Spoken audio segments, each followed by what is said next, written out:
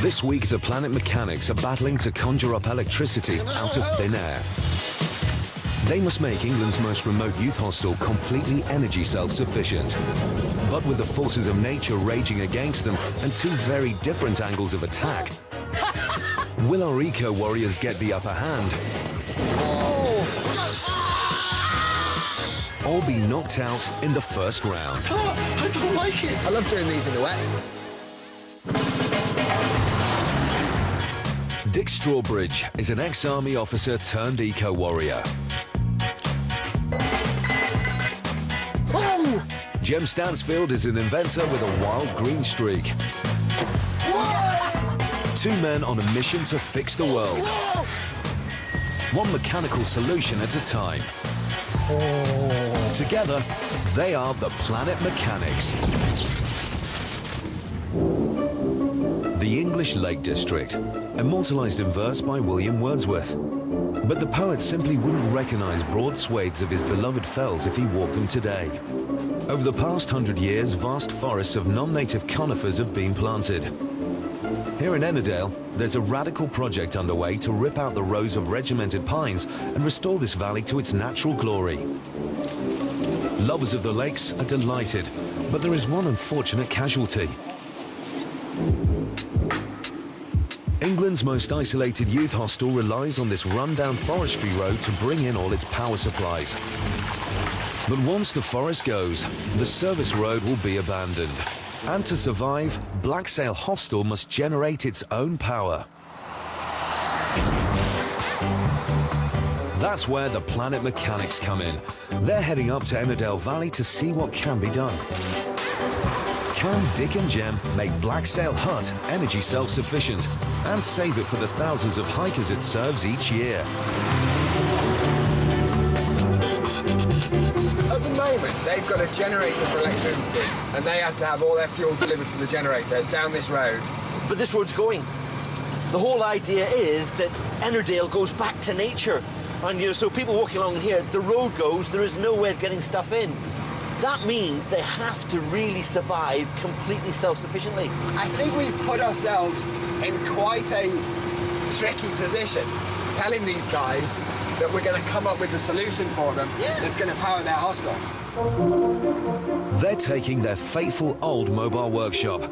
Normally happiest cruising down hills, it's struggling on the steep road up to Blacksail. After steadily climbing the 6.4 kilometers along the already deteriorating forestry road, Dick and Jem finally get their first glimpse of the hostel. This is remote, mate. I know, but then there's nobody to actually get anything from. We don't have it in the truck. We just don't have it. For the next few days, they'll be working with hostel manager Tony Hume. Where do you get your services at the moment? Like water, electricity, gas? Right, the water is here. We have water supply. But everything else has to be brought in on the forest road. And if the road stops being maintained, it could get washed away any time, couldn't it? Tomorrow. Tomorrow? It is that serious? Well, you know, we get heavy rain, it could wash out the gully. So what happens to the youth hostel? No power at all, no cooking facility, no heating, and the question has to be asked whether you have a hostel here at all. What happens to your job if this goes? My job would change. See, my empathy for walkers is one thing, but for people's jobs, I am bothered. I like you. I'd like you to keep your job. Excellent. In a nutshell, the road goes, that means you end up with no electricity, no heating. Yeah. That's not a great thing to advertise. But before Dick and Jem can even begin to start figuring out how to rescue Blacksail and Tony's job, Lights and sockets. they need to carry out an energy audit to figure out exactly how much power the hostel is currently using. 2 radiators. A tiny room. It's on. It's on. What is it? August. Middle of August. And it's on. It says it on your watch, does it? I have to check. The generator's down this end somewhere. 4,000, that's a 4 kilowatt generator, I guess. Yep. And the solar panels are around here somewhere, aren't they? There they are, though. And yeah. But tucked around the back of the hostel, there's a nasty surprise in store. 15 gas bottles! These lot must be directly for heating, water heating, that kind of thing. That's obviously where the most of their energy goes. These gas bottles are Black Sail's dirty and not so little energy secret, and are giving Dick and Jem a bigger headache than they'd bargained for.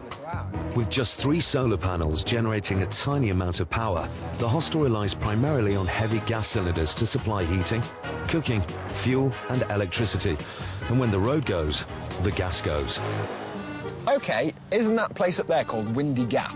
Yeah. Which makes me think there's got to be wind. It doesn't get that nickname ironically. Yeah. So in which case, what about a wind turbine? I mean, a wind turbine, you get a lot of power out of those. OK, so that's a possibility. What about solar? You're joking. I've barely seen the sun since I've been here, and 1,000 watts of solar power is a lot. OK, well, what else have we got? They got the water, they've got streams. They've got, I mean, that's almost a waterfall up there. It's a long way away, but it's almost a waterfall. I can hardly see it. You can see it enough to know that that's falling water. Yeah, good. Yeah, no, water power's good. But we have to think about what else we can do.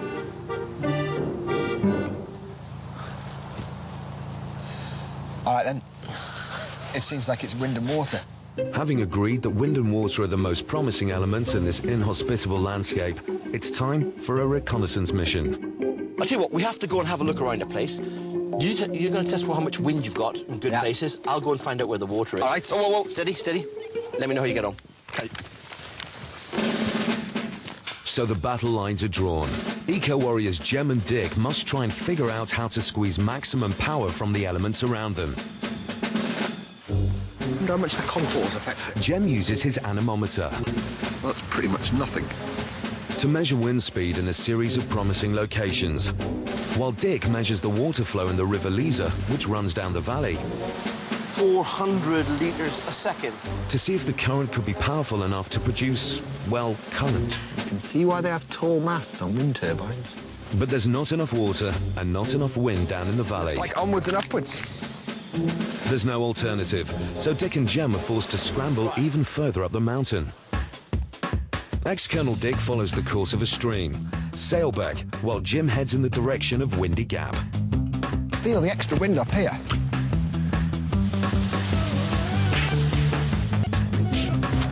And after climbing several hundred meters, Dick's persistence finally pays off. Jem, it's Dick, mate. Get your butt up here. It's brilliant. On my way. Oh! Dick! You struck gold here. Look how much water we've got. And what about the drop? This is zipping with energy. I love it. The only thing is, how are we going to pipe this down to the bottom? How about the wind? Not great, Dick. It swirls everywhere in this valley. I've been up, down, around, and it's like you get a few knots here, no knots there. Probably our best bet is to use a kind of funnel effect in the middle, but chuck the mast way up high. But then that's a horrible compromise, because the higher it goes, the uglier it is. They're not trivial problems, you know. Dick's found a reliable power source, but it's miles from where it's needed. Jem wants to harness the swirling wind, but getting a grip on it could be tricky. Having never built a wind turbine before, Jem needs to figure it out on a smaller scale first. Grab that. Obviously, you don't normally need one of those for a wind turbine. Connect those up. That's not a wind turbine, you know that? So electricity in, wind coming out, OK? You know that's wrong, don't you? Yeah, but here's the bit I do like. Take this bulb. A normal fan's blades spin because it's powered by an electrical current. But Jem's idea is the reverse. He's going to harness a fan's spinning action to produce the current, which is exactly like the manufactured turbine already on the roof. When I put wind in, it's going to turn the motor, then the motor will generate electricity, and you will be almost blinded. You ready? Yep.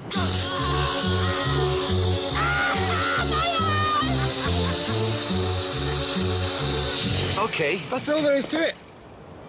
But if only it were that easy. Jem's challenge will be to build from scratch blades, the electrical generator and tail fin, all from what's at hand. The components, the materials you're going to use, what are you going to do the blades with? I can't see me carving metal. Yeah. And, you know, we haven't got plastic moulding facilities. I'm going to have to carve the blades out of wood. So I'm going to end up with wooden blades on it. All right. And then they're going to come down. And then I'm going to have to make some kind of generator on the back of it. And then that's all going to have to be mounted with a tail to keep it going into the wind there and able to swivel on a bearing at the top there. So we know what we're going for. Blades, generator, tail, mast, location. Yeah. Jem will make 3 blades which are attached to a handmade generator. In the generator, there is an arrangement of magnets and wire coils. When the blades are turned, the magnets spin past the coils and an electrical field is generated. But Dick still has some serious concerns regarding safety. An out-of-control spinning turbine blade could cause hiker chaos in Ennerdale. It's got to be balanced and it's got to be well done. Otherwise, never mind Wild Ennerdale, they'd be livid. There are problems, even with professionally made wind turbines. If it gets to high wind, they can fling a blade and they can go hundreds of metres. So while Jem goes back to the drawing board to make sure no one could get injured, That looks like it. Dick's much more confident that water dropping from a great height has potential to generate huge amounts of power. All he has to do is prove it. Not everybody's convinced about the power of water. Do you reckon if I managed to lift you using a hot water bottle and a hose with a little bit of water in it, they'd be impressed? I would be. Go on, stand on that. Go on then. Right. You see, what is this? Even with a tiny change of height from the water reservoir, the increase in pressure into the hot water bottle is startling. Yeah. And he's up in the air. I love it. And that's just, what, a couple of metres of water, 3 metres of water. Can you imagine what 80 metres coming down that mountain's going to do to our turbine? 80 metres is going to be quite awesome. Once the water has dropped 80 vertical meters from Sailbeck down to the River Leaser, there could be a tremendous amount of potential energy on tap. And if Jem finds the swirling wind in the valley difficult to harness, Dick could easily have the upper hand. Where we were on the top of the hill, yeah, we've got at least 80 metres, possibly 90 metres to the bottom where we can put a water turbine. You can think of it as a little water wheel, I suppose, yeah? But if we've got sort of blades going around and have the flow of water coming in and going out, we've got a chance to rotate this thing really, really quickly. Now, attaching that on to, similar to you, a generator, that is going to make electricity. One of us is going to have to build a generator because we have only got a generator. Paper, scissors, stone. OK, then. 1, 2, 3. I won. Ow! Yes, that's 1-0 to me. I'm glad you didn't hit me with a stone. I'm pleased I got the paper there. Dick has a head start over Jem. He can use an old spare generator stored in the back of the truck. Water world. But he still has the huge problem of finding a way to get the generator spinning using water power. Dick plans to tap a reservoir of water high up a mountain and pipe it a distance of 750 meters to the River Leaser. He will then fire it at high pressure over a miniature water wheel called a cross-flow water turbine. And this will turn the generator, which in turn creates electrical energy. With Dick and Jem confident that they're on the right track, all they have to do now is win over Tony. Water is the big thing here, yeah? Because we've been up at the beck on the other side. It's Sailbeck. Sailbeck, yeah. The stream, yeah? Masses of water. And using that water there to probably provide all the power you need here for heating and for lighting. We've got to lay about, what do you reckon, Dick? Quarter mile, half mile of pipe? Easily a quarter mile of pipe. But we don't have piping in our horse box. That's funny, really, isn't it? What sort of pipe? It's got to take the pressure. I can't understress this. The other issue is, would it be possible if you could track down quad bikes, something like that, that we can actually cart them up on? To drive across a site of special scientific interest? No, OK. No, It's not really what we're trying to do here. Tony's concerned that to get the water turbine plan up and running will involve piping large quantities of water right across a protected nature reserve. I'm worried about our total reliance on water. So what I was thinking is, if we have a wind turbine, now, I can see your eyebrows raised because they have a reputation for not looking so good. Tony's also worried that a wind turbine will be a blot on the landscape. We'll build it. You can make a judgment on it once it's there and you look at it. It is going to be quite big. Let's not sort of underestimate this. It's going to be a decent-sized turbine. But today, people are starting getting around to the fact that when you have a wind turbine, it means you're trying to be green, you're trying to do something. Yeah, I it's appreciate probably going to be that, more and more acceptable over time. Dick and Jem have drawn up two very different battle plans, both with serious strategic drawbacks. So, wasting no time, Tony heads off to see what favours he can call in, leaving Dick and Jem to press ahead with the construction. First off, the wind turbine blades. With each of them needing to be just over 1 metre long, equally balanced, perfectly aerodynamic and identical, Jem has no margin for error. By cutting out a series of triangles, Jem will arrive at a wedge shape before starting to work it into an aerodynamic blade. Knowing that he's only got a few days to build the whole turbine, and with no two sides of each blade the same, Jem cracks on at an impressive speed. The key component of Dick's water turbine will be a steel runner, or mini water wheel. This will consist of 2 circular discs which will sandwich several steel slats, or fins. Because time is short and cutting through steel so labour-intensive, Dick's measurements must be ultra-precise. Any mistakes here will have to be corrected later, so speed and concentration are key.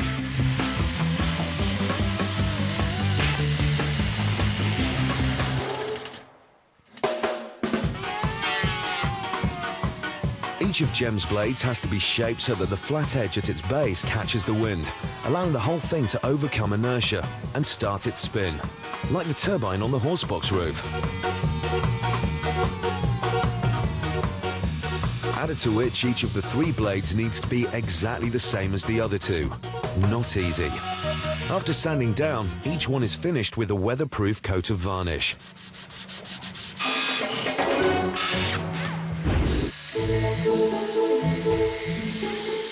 Having marked up and cut out the 2 sides of his water runner, Dick needs to make sure that he's got perfectly smooth discs. Hey, that's quite circular. He now has to cut a series of notches into each steel disc into which the runner's fins will slot.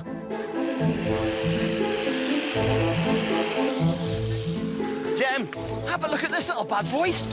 This is one side of the turbine. I've got little sections of pipe. They're going to be the blades, and we stick them between the 2, and that is all we need. That's the turbine, mate. That's really nice. It's quite like tiny. some ninja throwing style. But check this. It's really complicated shapes, isn't it?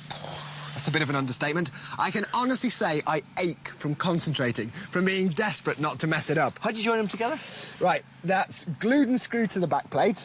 Then this front plate gets glued and screwed on, so that's one solid wooden item. Yeah. Then that gets bolted onto the magnet plate. Then that makes the magnet spin past the coils and electricity is generated. Everybody's happy. Lots of glue and lots of concentration. Fill your boots, mate. I'm going to go and weld. With the side discs of the water runner now notched, Dick can finally fit all the fins and start welding it all together. With the wind turbine blades now complete, Jem just needs to fix on a final wooden disc, onto which he'll eventually attach his spinning electrical generator. It looks like I've got something right, OK? When the wind catches these, Way to go! That's impressive, mate. there's a load of friction on that at the moment because it's just on that rod, but that spins so nicely. That's going to be excellent. Oh, it's picking up, it's picking up. Oh, I've got to go get back to mine now. I've got to Show figure a off. way of stopping it. If I take off, Dick, come and get me. While Dick feels certain his water turbine is a solution to the hostel's power needs, he hasn't yet got a suitable way of piping the water 750 metres all the way down from Sailbeck to the water turbine at the bottom of the valley. Meanwhile, Tony is trying to persuade the Forestry Commission's fire department to loan out some of their hoses.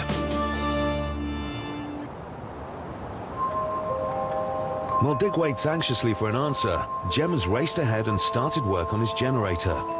But how exactly will it generate electricity? So when the wind blows, the blades spin round. When the blades spin round, they spin here, which is going to be my generator. That's going to generate the electricity that's going to power the hostel. OK so far? Absolutely. Good, because this is the bit I'm really worried about. This is the next part of the plan. I'm going to have 2 discs, and on these discs, I'm going to sit 8 magnets. The magnets are going to face each other so that it concentrates the magnetic field. Those magnets are going to be spun by the spinning propellers.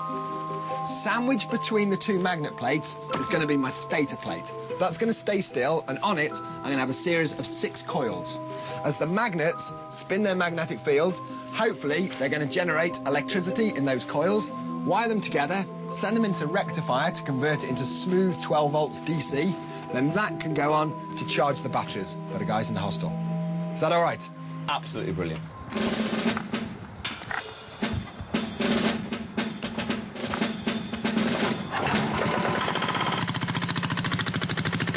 Sensing that only face-to-face negotiations will work, Dick mounts his trusty biofueled steed. He needs those fire hoses. Failure is not an option.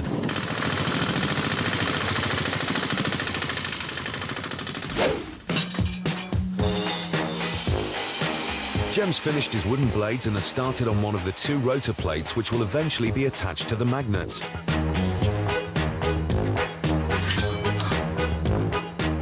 In simple terms, 2 discs covered in magnets face one another and spin. In between is a static stator disc covered in wire coils. The spinning action generates an electrical charge.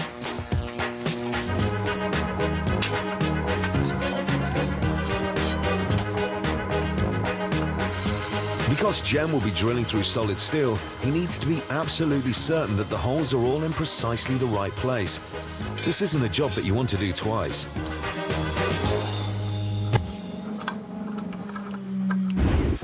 Dick's powers of persuasion are plainly effective.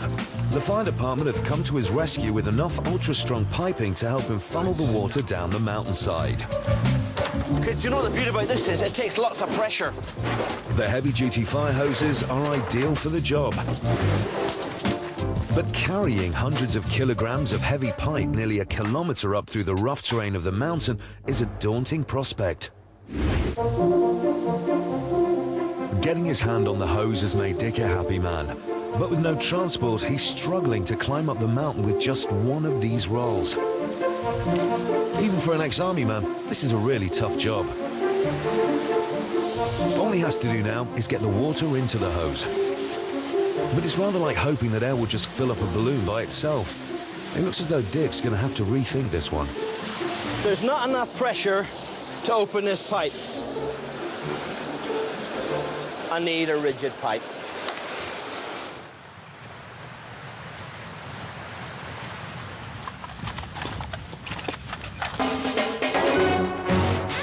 After another SOS call, Tony has come up trumps again. He's rung around his friends in the valley and come up with some old drain pipes.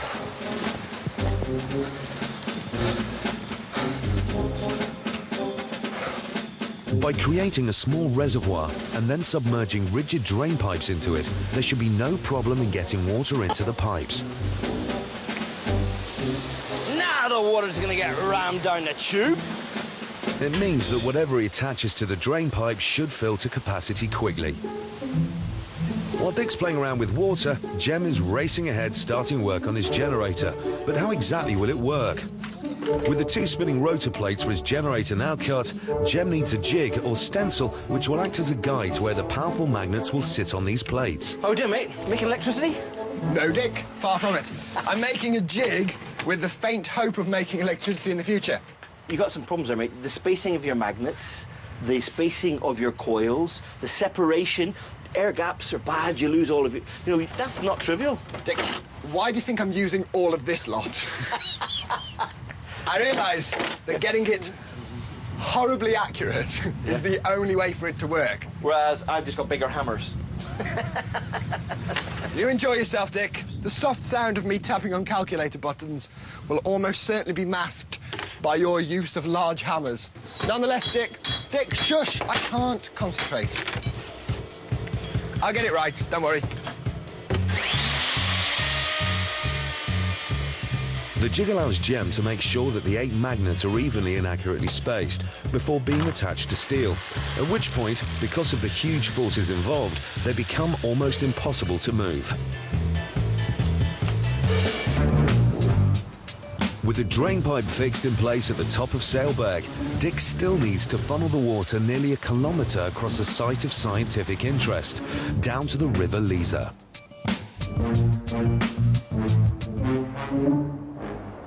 Dick has got all the piping he needs, but absolutely no way of getting it to where it's needed. It's impossible for him to do alone, and a 4-wheel drive is definitely out of the question. Defeat is now staring Colonel Dick in the face.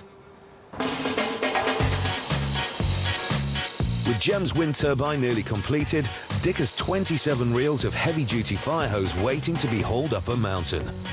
He needs some serious reinforcements. While Jem seems delighted with his progress, Dick's in dire straits.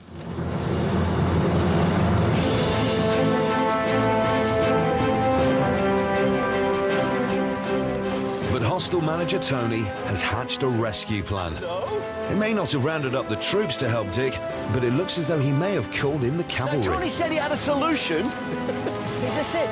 This is Thor and Prince. Thor and Prince? Yeah. Are you sure that you can take those? Oh, that's no problem. 2 of those, no problem at all, and say 4 altogether. 4 in each pony? Yeah, so I we mean, take 8 at a time. Brilliant. They used to carry 16 stones of lead and iron ore out of the fells down to the coast, so they're not going to be any weight at all. No.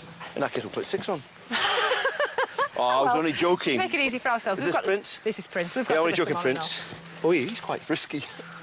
Hey, what's got that moustache? He's got a moustache. Let's get them loaded.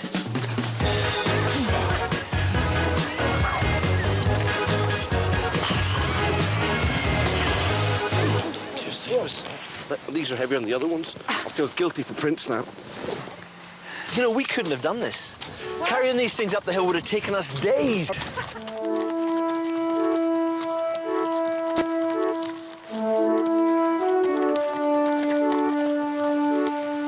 With Thor and Prince able to carry 91 kilos each trip, the number of journeys Dick needs to make has been drastically cut, allowing him to make drops of hosepipe all the way up the mountainside in just a couple of hours.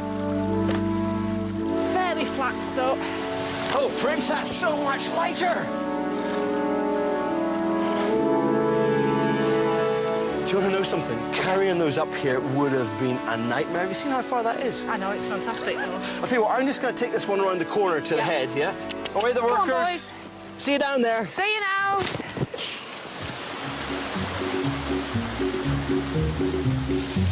With a rigid drain pipe structure connected directly to the reservoir at the top of the mountain, Dick is now able to construct the entire 750-metre pipeline.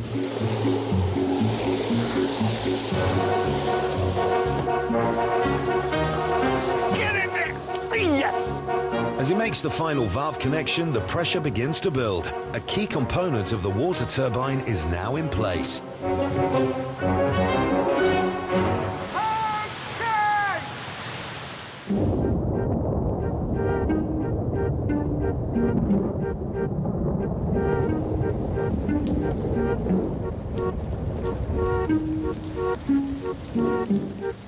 Any doubts Dick and Jem may have had about water supplies have disappeared. If Dick can make the water turbine work, it looks like there'll be no shortage of fuel. The hosepipe, which will eventually be buried to blend in with the landscape, is now laid all the way down to the River Lisa. However, if Dick can't control the raw power now trapped inside it, his water turbine could get blown to smithereens. Just before you attach it to your turbine, check this. OK, what have you done? I have made a spud gun powered by mountains. That mountain up there lets the water run down your pipe. When you open that valve at the bottom, the water comes rushing in, crushes all the air in this tube into a space about that big. Then that air wants to explode. So when I open here, I let that high-pressure air explode into this pipe, sending a potato over that mountain. You're joking. A spud gun powered by mountains, Dick. It's the way forward. And if we get our aim right, we're having lamb for dinner. Chuck us up that rammer. So what you got? You got a spud in there. Yep. I'm going to let you take that metal bar out before I do anything. Thank you. You're not at all scared. Oh! It's gone off in my face. They're not supposed to do that. So all the pressure from the top of that mountain is now going to go into this tube. Yep. Is this a clever thing to do? I've simply no idea, Dick. Here we go. By releasing pressurized water into the barrel of the pipe, Dick has compressed the air in it, creating an explosive force. By shutting off the incoming water with his valve, Dick prevents water spurting out after Jem pulls the trigger. You got pressure. Pressure in the hole, sir! Wait, do I need to hold this? Yeah, I honestly just don't know what it's going to do. Thank you, that really Ready? cheers me up. You ready? Give me a countdown. Okay. 1, 2, 3. Whoa! What do you reckon? You're a military man, Dick. Is there a market for eco-munitions? Do it again. Yeah, okay. Go on then, Dick. Feel that? Oh, I love it. Closed off, ready to fire. Dick, this time I've put some moss in to make it look like mint sauce to really scare the sheep. You ready? Here we go. Ready? Give me a One, countdown. 3, 2, 1. I can play with this all day. Mate, I'm sorry. It's a lot of fun, but it's not making electricity, is it? No. Work. Oh, okay. One more go? No more goes. Having demonstrated that the high-pressure spud gun really is a hot potato, Dick realizes he must construct his water turbine to withstand immense forces. Getting it even slightly wrong could mean that his plan to bring electricity to Black Sail might end up as mash. It's now day 5. The clock is ticking. Jem must now focus all his energies on the alternator for his wind turbine. With all the magnets now in place on the 2 opposing spinning discs, he must now make the electrical coils over which the magnets will pass and generate electricity. 33. This is tedious work, as each coil must be made from equal lengths of wire. How long was that? 8 metres. So you get 8 meters in 35 coils. In theory, it should be possible to test if Jem can now generate electricity. By quickly passing a single magnet over a coil, some voltage should register. OK, we'll have a competition so you can get the most voltage. All right? Is there anything that's not a competition in your life? Nothing. I think it's all one big competition. Ready? Nothing. It's very ambitious. That surprised me. Right, That okay, that's you hold it. nothing You got it? Yeah. I'm going like that. But there's no response. This is potentially disastrous, especially as it's not clear why no voltage is being generated. But with Jem now past the point of no return, he just has to hope that he's on the right track.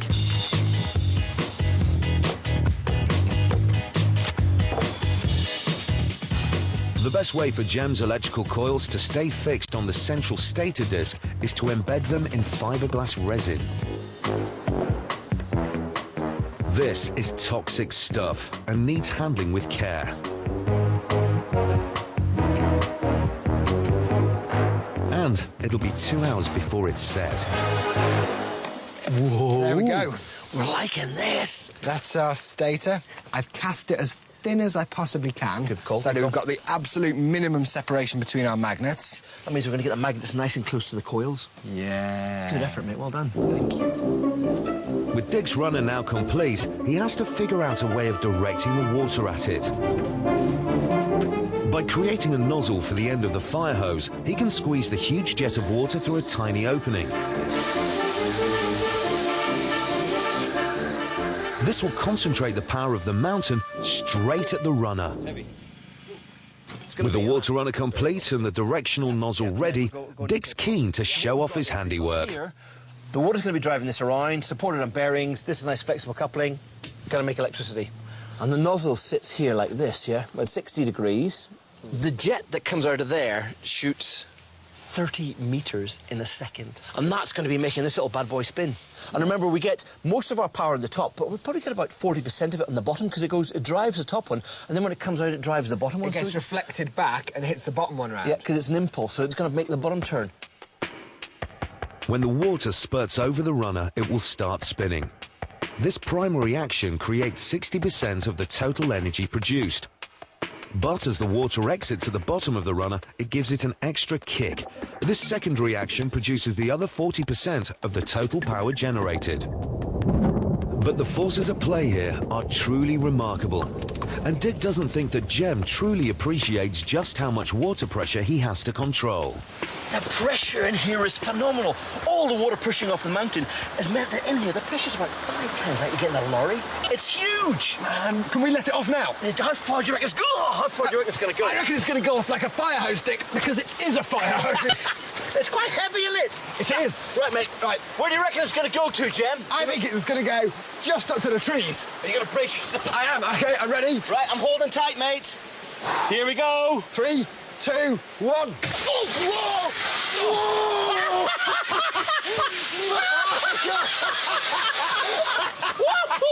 Whoa, steady, Eddie. That's amazing. That goes off. After the water is dropped from Dick's reservoir up at Sailbeck, the pressure in the hose has reached 10 bar, the same as a submarine would withstand 100 meters below sea level.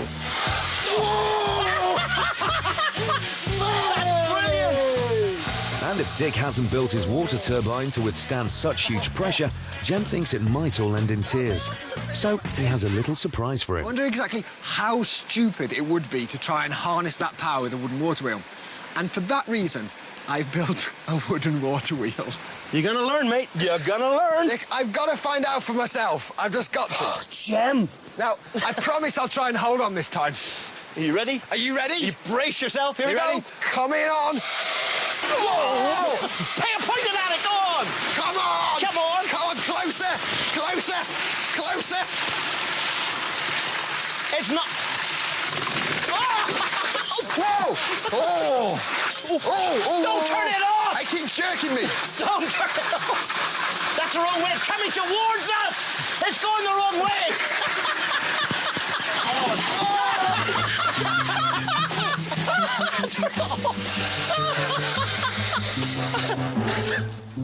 Well, that's made the point crystal clear. Back at the horse box, it's down to serious business. Probably get ourselves an extra $500,000 there. Jem and Dick now have to drop their rivalry. They need to put on a united front to assemble the wind turbine's generator. Okay, that looks really great. Lock it off there, spin that up. They must ensure that there are as few gaps as possible between all the moving parts to make the generator as efficient as possible. It's that little knobble there. That's tightened off. Spin again. Happy? Oh, It's nice and free running as well, isn't it? Yeah, Okay. that's lovely. Next thing, mate, is that horrid one. And now, the really tricky part. Okay, let's get it in here. When these With one magnet rotor plate now in place and the coil stator on top, the second magnet rotor plate must be slowly lowered into position. Oh, I'm feeling it now. I'm feeling it now. Okay. With the two lots of very powerful magnets now trying to pull towards each other, Dick and Jem need enormous strength to avoid a nasty accident.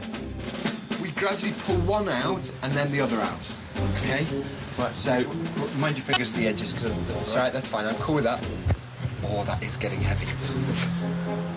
Oh! Is that your finger? That's cool. All right. Right. Oh, that's gonna snap. Okay. Ready? Yeah. Right. Oh, I don't like it. Can you just tweak that up? But after a few tense moments, Jem's electrical generator is complete. The magnets now spinning freely past the central stator plate and its coils. Standing by to generate electricity. With Dick's water turbine also nearing completion, he and Jem need to make sure that nothing has been forgotten. I think about that stream full of water being directed through there, in there, hitting that. That is going to spin phenomenally. And I can easily see that having more power than a vacuum cleaner. And if it's got more power than a vacuum cleaner, that's as much as the whole hostel needs. Yeah. So I hadn't actually thought about a vacuum. Yeah, you're right. So we're talking about over 1,000 watts is what we're after, Yeah. and a vacuum cleaner. Right, that means if we're looking at this, I need to get protection on here, on the sides. But I'd quite fancy being able to see what's going on in there. We've got that clear polycarb. If that Right. stuff's good enough for police riot shields, it's good enough for protecting this. Okay, and then the final thing, I'll get those on, then the last thing I'm going to do is I'm going to weld this onto here, because that's our input, and that's us done. I can't wait to see it go. With protective sides and a connector pipe left to be added, the cross-flow water turbine is just about ready for action. The wind turbine is almost complete. The final stage is to weld the tail fin to the generator. The tail fin will keep the turbine's blades always pointing at the wind. Right, blades on, blades on. Dick and Jem are now ready to slot all the parts together. Ooh, look at that. Oh, yes. More willing attitude. Here we go, here we go, here we go. Yes, that's nice and tight. See, that one just loves going in. It's thriving on it. Eventually, to Jem's evident relief, everything finally fits. The wind turbine has been Jem's personal cross to bear, but after 6 days of hard labour, he finally has the finishing line within his sights. You got it. Oh, careful, careful, careful. Right. Yeah. To address Tony's concerns about a wind turbine being a blot on the landscape, Jem has designed the whole thing to be collapsible. Now, Tony only needs to rig it up when conditions are favourable. Steve, when it's high enough, we'll give you the shout and you start creeping forward. Is that okay? Cool. Right. Steady! Whoa! Steady! Back a bit! Steady! Whoa! Whoa! Back, back, back, back! Easy, easy, easy! Okay. Easy. Whoa! Jem! It's a wind turbine, mate! 2 car headlamps have been wired up to the turbine, which will hopefully light up as soon as the blades start spinning. At last, everything's ready to go. I'm overjoyed with the wind turbine, with the local weather conditions. The way that smoke rises up from that smokestack just does not please me at all. Even our ultra-professional wind turbine on there, that's probably actually not as good as the one we made, is not moving. After spending almost an entire week battling the elements to create a wind turbine for Black Sail Hut, Jem could be forgiven for feeling that the world is against him. Our planet mechanic's stay in Ennerdale is virtually at an end, and Jem finds himself utterly at the mercy of the elements. We've got no wind at all. The future of Black Sail hangs in the balance. Gusty. That's what it is, gusty and unreliable.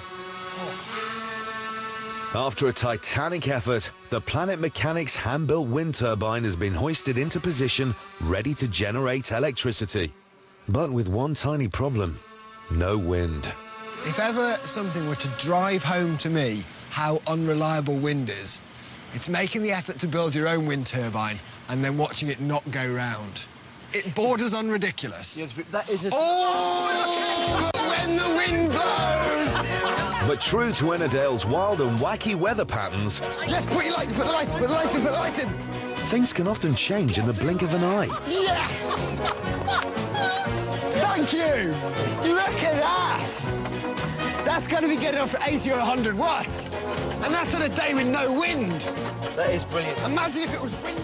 While Jem has proved that a wind turbine will work, the weather is too erratic.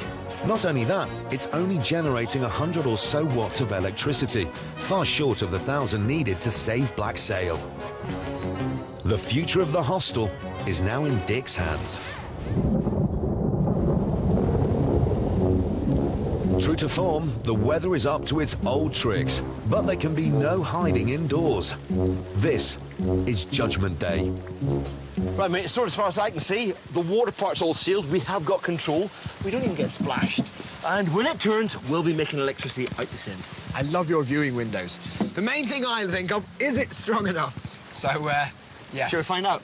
Yes, let's go for it. All right. With the water pipe down from Sailbeck happily pumping out hundreds of litres a minute, all Dick and Jem have to do now is connect it to the turbine. Would have been nice if this was somewhere near the hostel. Right. We've got enough water anyway. Yeah. More than we've got wind. Looking good. Right, first things first, connecting this. I tell you what, do you want to take that end and I'll do the Actually, kicking? if I take this end up here, that's better. Can you give it one more key? Or maybe I will. Whoa!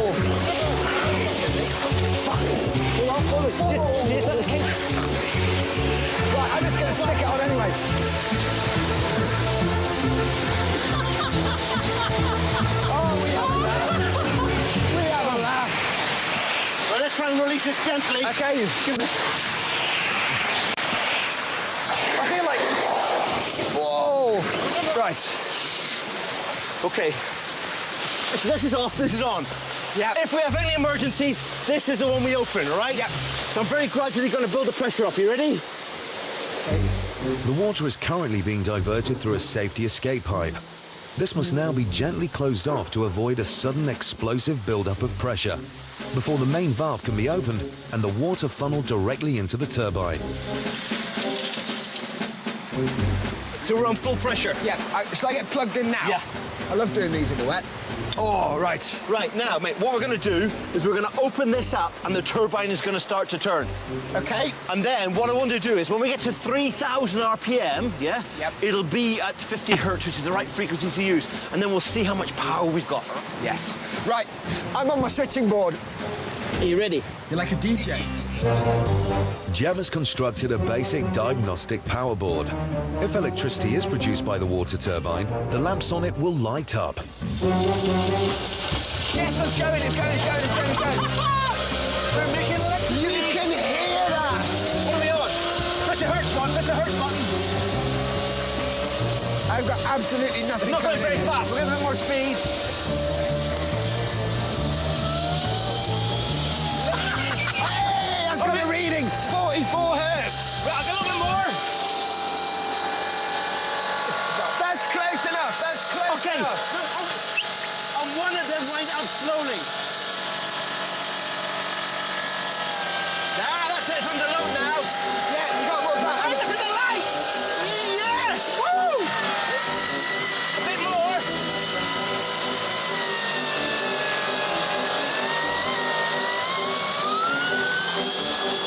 All right, Dick, let's get the power to the people. Let's go. A few hundred meters of electrical cable will transport a very green 240 volts of power across the river to Black Sail Hostel and a very hopeful Tony Hume. Tony, electricity from the water turbine has now reached the youth hostel. And with a little bit of help from the wind turbine, your job and Black Sail should be safe. Now hit the switches. That deserves a drink. Beers are on me. Yeah! Our Planet mechanics have proved that when Black Sail Hut finally loses its supply road and this whole valley is returned to nature, Jem's wind turbine can be an emergency life support, but so long as there's rain in Britain, then Dick's water turbine will churn out 1,000 watts every minute of every day and keep this much-loved hostel alive for generations of walkers in the years to come.